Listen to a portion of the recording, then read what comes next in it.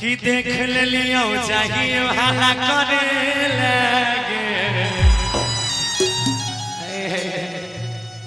यही प्यार आपका ना हमको एकदम भाव विभोर कर देता है गे। तोरा बहुत आजकल देख रहा छी।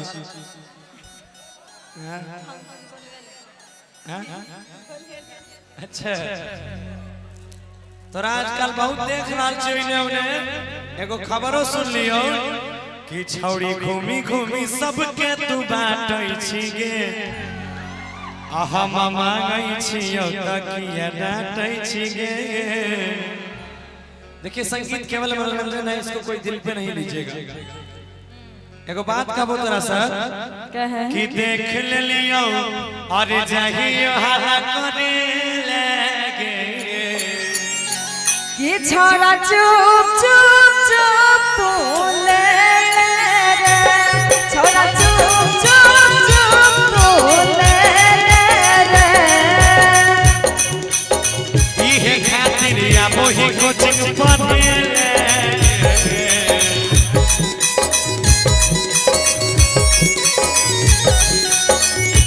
खातिर या मोही कोचिंग पढ़े छोरा चुप चुप चुप बोले रे। छोरा चुप चुप चुप बोले रे।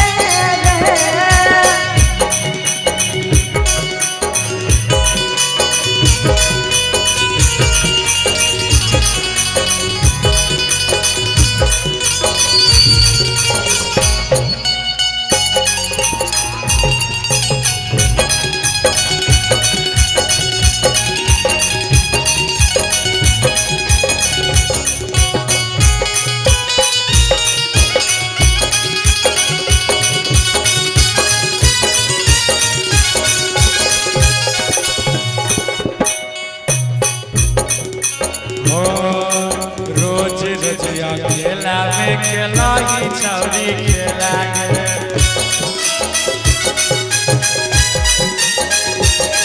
अरे जनतै मैया मरतै बारी हो जैतै झमेला रे।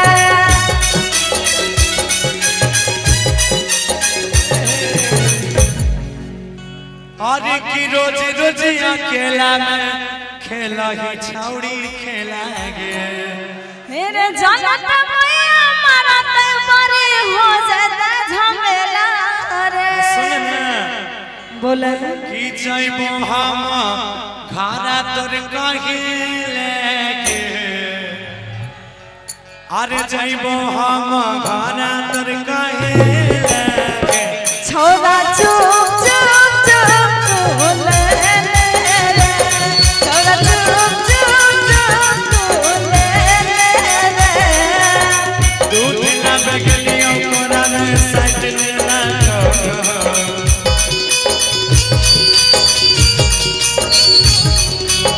दूध ना बगलियो कोरा में साइड लेना मर गया दवा दे बेटा।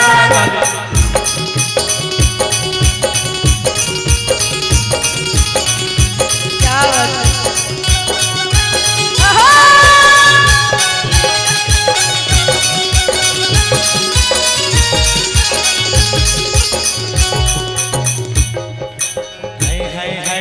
लाज शरम नहीं लागो हको करो ही ऐसा ना गे।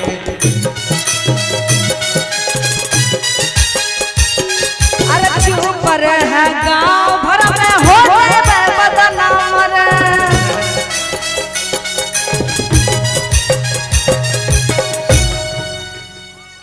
अरे लाज शरम नहीं लागै छौ तोरा करै छी ऐसन काम गे।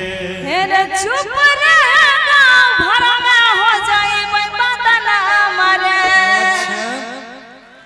कि आबै छी दीपक सुनील से मिले लगे। एगो बात जाने छी बोले कि आबै छी गौरव संजीत से मिले लगे।